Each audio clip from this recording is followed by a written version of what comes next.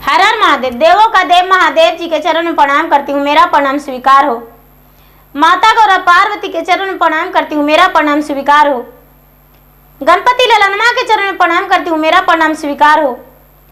सब देवी देवताओं के चरण में प्रणाम करती हूँ, मेरा प्रणाम स्वीकार हो। गुरु भाई बहना, मैं एक कथा सुनाने जा रही हूँ। इस कथा को पूरा सुनिए और रहस्य जानिए, आधी नहीं। आधी सुनने में शिव गुरु का अपमानित होती है और पूरा सुनने में ज्ञान, इसलिए कथा को पूरा सुनिए और रहस्य जानिए। हर हर महादेव, घर घर महादेव। गुरु भाई बहना, एक सेठ जी थे। सेठ जी का एक बेटा और एक बेटी थी, और बेटा बड़ा था, बेटी बड़ी थी और बेटा छोटा था। बेटी बड़ा थी और बेटा छोटा था। और सेठ जी इस दुनिया से चल बसे। जब सेठ जी इस दुनिया से चल बसे तो सेठ जी अपना बेटी का विवाह कर दिए थे अच्छे घराना में, और बेटा जो था, बेटा तो बिल्कुल उसका जीवन एक गरीब इंसान की तरह हो गया, क्योंकि सेठ जी का पत्नी पहले इस दुनिया से चल बसी थी और सेठ जी भी चले गए। तो बेचारा अपना जीवन व्यतीत करने लगा। उनका पोषण पालन गांव वालों ने किया, और गांव वालों ने क्या किए कि एक गरीब घर के लड़की देखकर उसका विवाह कर दिए, और दोनों बड़े होकर अपना घर में मेहनत मजदूरी करके और खाने लगे, रहने लगे। दिन भर काम करते, किसी का खेत में, किसी का घर में, और उसके बाद शाम को आते और अपना भोजन करते, और भोजन करके अपना रात बिताते, दिन बिताते। बहन कभी सोची भी नहीं थी कि मेरा एक भाई है और उसका हम कोई फिक्र करूं या कभी देखने भी जाऊं, कभी कोशिश नहीं की थी। एक बार की बात है कि बहन के घर उसका ननद का विवाह था। ननद का विवाह था तो ये बेचारा गरीब इंसान बोला अपने पत्नी से कि अरे मेरे घर न्योता तो घर पे नहीं आया, मैं खेत में काम कर रहा था, तो बहन के घर से न्योता आया है, बहन के घर विवाह है उसका ननद का, तो हमें जाना चाहिए। उनकी पत्नी बोली घर में तो न्योता लेकर कोई नहीं आए, भला कैसे जाइएगा? बोले तू नहीं जानती हो। बेचारा वो बड़े लोग हैं, खेत पे आए, मुझे शर्म लगा घर लाने में। मेरा टूटी फूटी झोपड़ी महलों के रहने वाले, इसीलिए हम लौटा दिए। क्या करूं, नहीं जाऊं? बेचारी पत्नी बोली जब ऐसा बात है तो इज्जत का बात है, जाइए। बेचारी पत्नी ने बाजार गई और उसके ननद के लिए वस्त्र लाई और अपने पति का झोला में करके और दे दी। पति को झोला में करके दे दी और पति ने अपना बहन के घर चले गए। जब बेचारा पैदल ही अपना बहन के घर चला गया तो जाकर अपने बहन के घर दरवाजा पर खड़ी हो गया। बहन जी दरवाजा पर जाकर खड़ी हो गया। बहन की देवरानी अपने कोठे पर चढ़ के देख रही थी तो जेठानी का भाई पे नजर पड़ा। देवरानी दौड़ी दौड़ी गई अपने जेठानी के पास और जाकर बोली, अरे देखिए ना, कुछ आपको दिखाना है। जेठानी बोली क्या? अरे द्वार पे आपका भाई खड़ी हैं, चल के देख तो लीजिए। अरे पहले बताओ मेरा भाई क्या लेकर आया है और कैसे आया है? देवरानी बोली, बहन जी आपका भाई फटे कपड़े, गंदे कपड़े एक झोले लिए आए हैं, पैदल ही तो आए हैं। बोले ऐसा? पीछे के दरवाजा से मेरे भाई को लिया और पीछे के दरवाजा से घुसा देना महल के अंदर। हम आ रहे हैं क्योंकि हम बाहर नहीं जा सकते हैं। मेरे ससुर भैसुर आए हुए हित परिवार देखेंगे कि महलों की रानी का भाई ऐसा है इज्जत तो धज्जिया उड़ जाएगा, हम नहीं जाएंगे। गुरु भाई बहना, देवरानी जाकर बाहर बोली, भैया महल के अंदर चलिए, आपकी बहन बुला रही है। पीछे के दरवाजा से दीदी बुला रही है।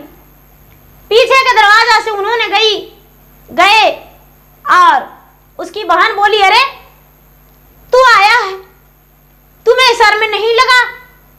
एक भिखारी की तरह दरवाजे पे आके खड़ी हो गया। कितना तू मेरा इज्जत उछालेगा? ये भी नहीं तुम्हें लगा कि उसके घर से न्योता भी नहीं आया, फिर भी मुठ मुठा के खाने के चलते आ गए हो कि जाएंगे और सुंदर सुंदर भोजन करेंगे। मेरे घर आने में थोड़ा सा तेरा जी नहीं कांपा कि उतना बड़े लोग के पास किया जाए ऐसा भेष में? और ऐसा कह के एक कमरे में बंद कर दी बहन, एक कमरे में बंद करके ताला लगा दी और बोली कि जब तक मेरा ननद का विदाई नहीं हो जाता आवाज मत लगाना। भाई ने बेचारा कमरा में बंद होने से पहले बोले, बहन मुझे घर जाने दो, लेकिन बहन ने घर नहीं जाने दिया, बंद कर दिया। क्या करे बेचारा, बंद कमरा में पड़ गया और बारात आ गया, ननद का शादी हो गया, ननद विदा हो गई, ससुराल चली गई। बेचारा सबका आवाज सुन रहा था, भूखा कमरा में तड़प रहा था गरीब भाई, घमंडी बहन का, अमीर बहन का गरीब भाई अंदर में तड़प रहा था, उसका जी निकला जा रहा था, आत्मा व्याकुल हो रहा था, भूखा प्राण तड़प रहा था, लेकिन बहन का थोड़ा सा भी दिल दिमाग नहीं डोला कि भाई का एक टुकड़े भी हम फेंक दें कि जो भोजन कर ले, एक घुट पानी भी पिला दे। जब बारात विदा हो गया, भाई तो सारी बातें सुन रहा था अंदर से, किवाड़ी पटकने लगा, बहन खोलो किवाड़ी, खोलो किवाड़ी, लेकिन किसी ने किवाड़ी नहीं खोला। उसका भांजे की पत्नी थी, सोची अरे इस कमरा के अंदर कोई लगता है, ताला तोड़वा दी अपना पति से। जब ताला तोड़वाई तो उसका मामा निकले, भांजे ने मामा में लटक के बोलता है, मामा जी इस कमरे में आप? बोले, भांजा पूछो मत, थोड़ा मुझे वक्त दे दो, बता देंगे। लेकिन उस थैला को हाथ में लिए भांजा से कोई बात नहीं बताया, अपने भांजी से जो बहू थी, भांजे की पत्नी, उससे भी कुछ नहीं बोला बेचारा, और वहां से दौड़ते दौड़ते दौड़ते दौड़ते भागने लगा। गुरु भाई बहना, भागते भागते कहीं पे एक रास्ते में बैठकर रोने लगा, रोते रोते उसका बेहोशी गिर गया। जब बेहोश गिर गया, उसे भी होश नहीं रहा कि मैं क्या कर रहा हूं बीच रास्ते में, भूखा उससे रहा नहीं जा रहा था, रोने लगा, रोते रोते बेहोश हो गया। उसी रास्ते से शंकर भगवान और पार्वती कहते हैं कि माँ, जब राम नहीं मारता तो कोई नहीं मारता, भगवान किसी को सहारा भेजते हैं, तो भगवान स्वयं वहां मदद करने को लिए पहुंच गए। शंकर भगवान और माता पार्वती उसी रास्ते से जा रहे थे, तो भी पार्वती देखते हैं तो कहते हैं अपने महादेव से कि देखिए पतिदेव जी, एक इंसान गिरा हुआ है, क्या ये मृत है या जीवित है?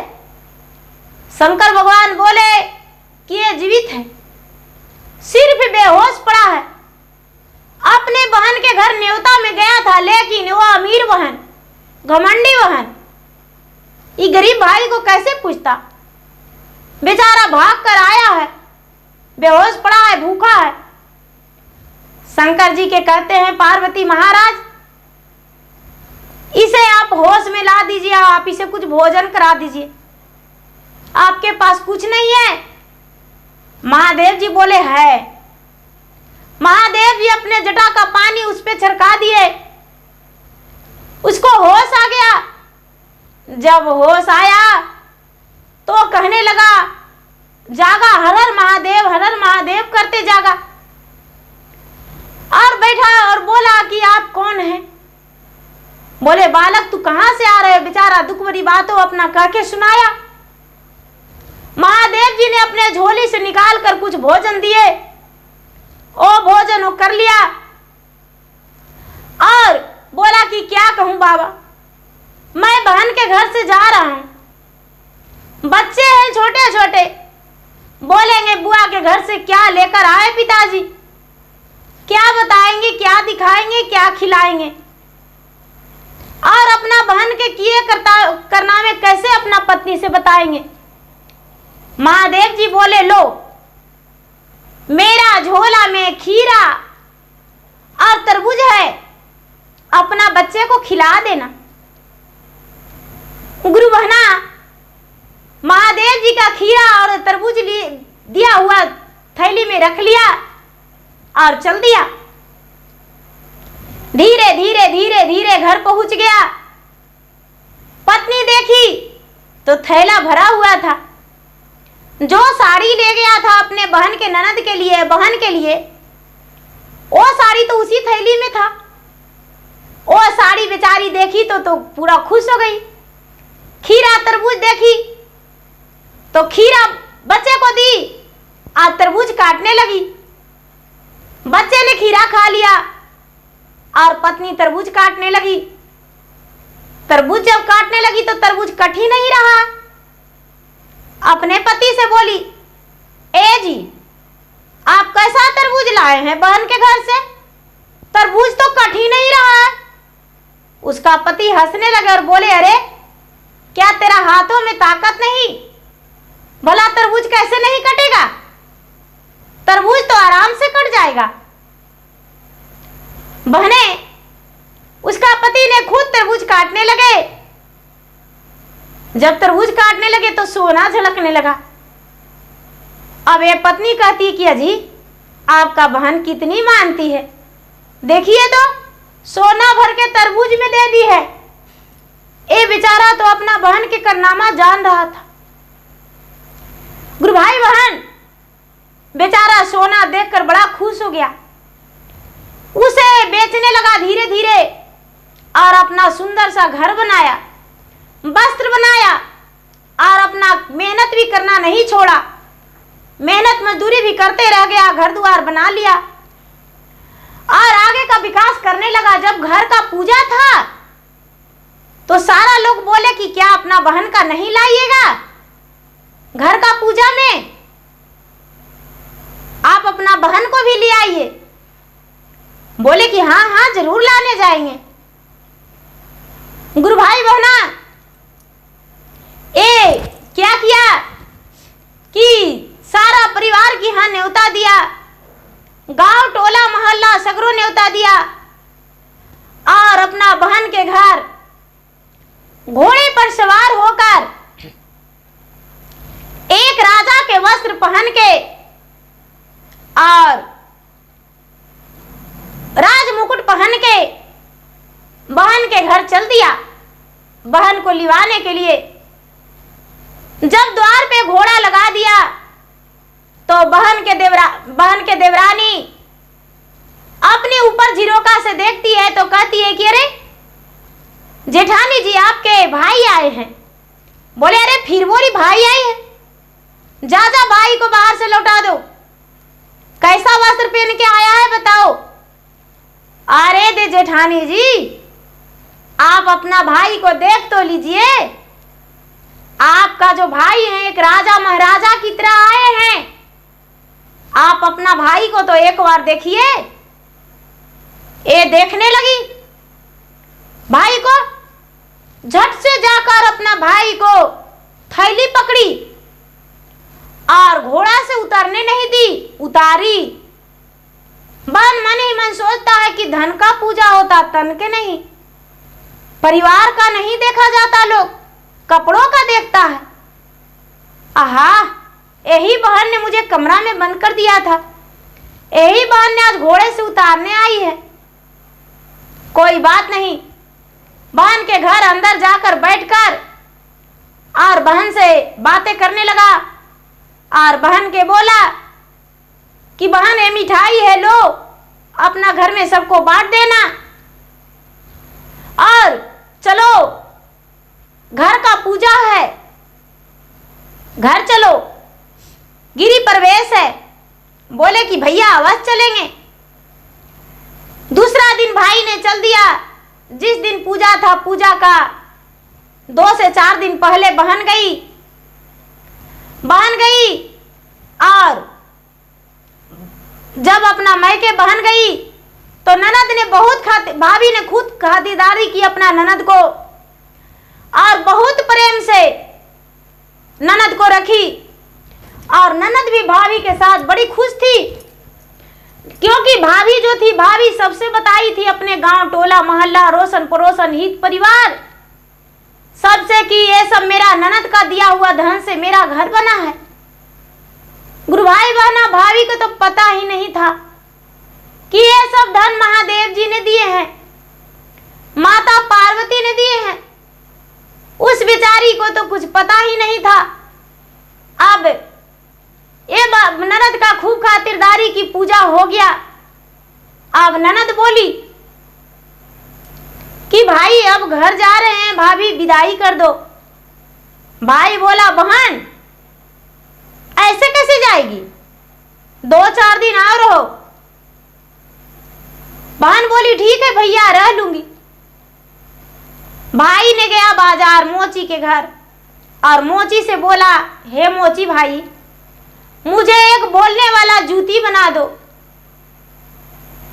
बोले कि बोलने वाला जूती, तो हाँ बहन के देना है। उसमें यही बोले जूती कि अमीर बहन का घमंडी गरीब भाई का घमंडी बहन अपना आई मैके सुंदर साड़ी देखी, सुंदर साड़ी पहनी, घोड़े चढ़ के जब भाई पैदल गया तो कमरे में बंद कर दिया और जब भाई घोड़े चढ़ के गया तो हाथ पकड़ के उतारा, महलों में बिठाया। एक गरीब भाई का घमंडी बहन चली अपना ससुराल, गरीब भाई का घमंडी बहन चली ससुराल, गरीब भाई का घमंडी बहन चली ससुराल। जब भाई गया बहन के घर तो बहन ने फटा कपड़ा देख कमरे में बंद कर दिया और जब भाई अपना बहन के घर अमीर वस्त्र में गया घोड़े सवार होकर तो राजमहल राज सिंहासन गद्दी पर भाई बहन बैठाई भाई को। बोले ठीक है। अरे बहन का जूती तो सुबह शाम बोले, दिन रात बोले, अरे बहन का जूती। अब अनेक प्रकार की भाषा निकले। बेचारा मोची बोला ठीक है बना कर देंगे, लेकिन बहुत सारा पैसा लगेगा, बहुत मेहनत लगेगा उस जूती में। बोले हाँ पैसे देंगे, जूती बना दो। जूती बनाकर और मोची ने दे दिया। पैसे बहुत सारा लिया लेकिन जूती दे दिया। जूती ने बहन पहन ली और ससुराल जाने लगी। जब ससुराल जाने लगी तो जूती से आवाज निकला कि गरीब भाई का घमंडी बहन चली ससुराल, महंगा सुंदर साड़ी देख छोड़ दी अपना परिवार, त्याग दी परिवार, महलों की रानी, महलों की रहने वाली भाई को देख कमरा में बंद कर दी, फटे कपड़ा में भाई नहीं, अमीर घोड़े सवार गया भाई तो वो भाई है, ए बहन गरीब भाई का घमंडी बहन है, धन को लालच, धन को से प्यार करने वाली, अपने परिवार से नहीं। जब ऐसा बात भाभी सुनी, बहन तो चली गई चुपचाप, लेकिन भाभी सुनी इसका पत्नी तो बहन के जाने के बाद, ननद के जाने के बाद अपने पति से कहती है कि सच सच बताइए ए बहन का जूती से आवाज ये कैसा था, जूती में से ऐसा आवाज क्यों था, हमें बताइए। ये बोले बाजार में जूती मिला, जूती ले लिए, जूती को बहन पहनकर गई, हमें क्या पता क्या जूती बोलता था। अपना पति के हाथ सर पे रख ली और बोली सच बताइए, आखिर क्या कारण था जो जूती ऐसे बोलता था? भाई बोला, उसका पति। क्या कहूं, यदि किसी से कहने को लिए तैयार नहीं हो तो अपना दुख हम तुम्हें सुनाते हैं। देखो, जब उसका ननद का विवाह था तो कोई न्योता मेरे पास नहीं आया था, लेकिन मैंने अपना बहन को इज्जत बचाने के लिए तुमसे झूठ बोलकर और उसके घर गए। उसका देवरानी पीछे वाली दरवाजा से मुझे अंदर ले गई।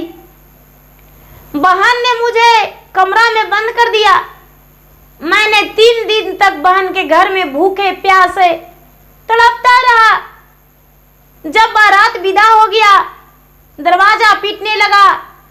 भांजा और भांजे की पत्नी दोनों मिलकर ताला तोड़कर मुझे निकाली। जब निकले तो उन लोग पूछने लगा, लेकिन कोई बात नहीं बोले कि बहन का ताना मारेगा इन लोग और बहू लड़ेगी। इसी कारण उनसे कुछ नहीं बोले और हम आ गए। रास्ता में हम रोने लगे बैठकर, रोते रोते, और हम बेहोश गिर गए। उसी समय एक वृद्ध व्यक्ति आए, बूढ़ा बूढ़ी, और मुझे कुछ भोजन कराए और उन्होंने ही मुझे तरबूज दिए थे और खीरा, जो कि तरबूज में खाली सोना भरा हुआ था और खीरा मेरा बच्चा खाया। मैंने अपना दुख भरी बातों उनसे सुनाया था और उन्होंने मेरा दुख का निवारण किया। पत्नी कहती है कि आप नहीं जानते पतिदेव जी, मैंने दोनों मिलकर भगवान महादेव का प्रतिदिन पूजा करता हूँ और प्रतिदिन मंदिर जाते हैं, भगवान से दया मांगते हैं। वही दया भगवान भोलेनाथ बरसाए और भगवान भोलेनाथ एक वृद्ध के रूप में, माता पार्वती एक बुढ़िया के रूप में दर्शन दिए। कोई और नहीं, वो तो भोलेनाथ ही थे। आप उन्हें पहचान नहीं पाए और आपको दर्शन दे दिए और धन भी दे दिए।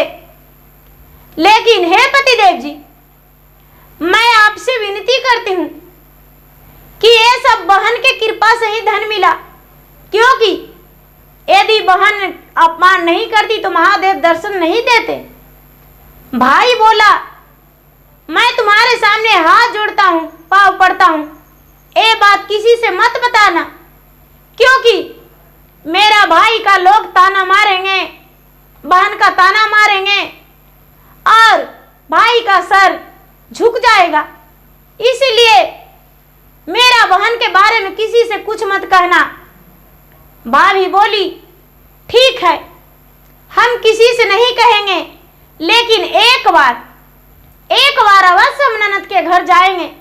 बोले ठीक है। गुरु भाई बहना, उसकी भाभी पत्नी ने क्या किया कि अपने पति के साथ ननद के घर गई। ननद ने बैठने के लिए उसे कुर्सी दी, लेकिन ए भाभी कहती है कि ननद जी, हम कुर्सी पर नहीं बैठ सकते, हम तो उस कमरे में बैठेंगे जिस कमरे में मेरे पति बंद थे, जिस कमरे में मेरा पति का ताला लगाकर छोड़े थे, उस कमरे में हम बैठेंगे। उनका ननद ने हाथ जोड़कर अपने भाभी से क्षमा मांगी और बोली कि भाभी, मुझे पता नहीं था कि परिवार क्या होता, लेकिन जब मैं आपके पास रही 4 दिन 8 दिन तो मुझे परिवार का प्यार पता चला। मैं तो धन के घमंड में चूर था कि मैं महलों का रानी हूँ, मैं तो बहुत बड़ा अमीर घमंड और अभिमानी हूँ, मेरा धन का घमंड हो गया था। इसी कारण कोई परिवार गरीब परिवार को नहीं लगाते थे। लेकिन भाभी, मैं आपके सामने हाथ जोड़ती हूँ, पाँव पड़ती हूँ, मेरा भाई का प्यार, बहन का प्यार मत छीनिए। मैं उसी भाई का साथ रहना चाहता हूँ जो कि मेरे माँ का ओद्र से जन्म लिया है और मुझे इतना प्यार दिया। मैं भाई का प्यार को नहीं समझ पाया। हे भाभी, मुझे क्षमा कर दो, मुझे माफ कर दो। भाभी ने बोली, मैं तो माफ करके ही तुम्हारे दरवाजा आया हूँ, तुमसे मिलने की, अब तुम कैसे करती हो। गुरु भाई बहना, भगवान की कृपा से, भोलेनाथ की कृपा से भाई के पास भी धन हो गया और बहन भी भाभी और भाई को समझने लगा और अच्छा तरीका से दोनों रहने लगे। तो गुरु भाई बहना, धन को घमंड किसी को नहीं करना चाहिए। गरीब है तो क्या वो परिवार नहीं है? गरीब कोई भगवान नहीं बनाकर भेजते हैं। गरीब तो समय कर देता है, समय बलवान हो जाता है, समय के सहारे दुनिया चलता है। समैया न होवे किसी का अपना, समय किसी को अपना नहीं हो सकता है। अभी हम बातें कर रहे हैं तो पल भर के बाद हो सकता है कि मेरा आंख भी मुना जाए और मैं इस दुनिया से चला जाऊं, तो समय के सहारे ही चले जाएंगे। इसलिए गुरु भाई बहना, ये 3 दिन का जिंदगी में खुशी खुशी बिताना चाहिए और इस पल को कभी भी, सुनहरे मौके को जाने नहीं देना चाहिए, बीतने नहीं देना चाहिए गलत समय से। कितना हो दुख हो तो आंसू नहीं झलकाना चाहिए, उस दुख को आगे बढ़ाना चाहिए। समय को, दुख को हटाकर और खुशी जीवन। जब जिंदगी में दुख आया है तो सुख एक दिन आ जाएगा। जब सुख था तो सुख हट गया तो क्या दुख नहीं हटेगा? दुख भी हट जाएगा। इसीलिए लोग को समय का इंतजार करना चाहिए। तो गुरु भाई बहना, मेरा वीडियो अच्छा लगे तो इसे लाइक कीजिए, शेयर कीजिए, सब्सक्राइब कीजिए।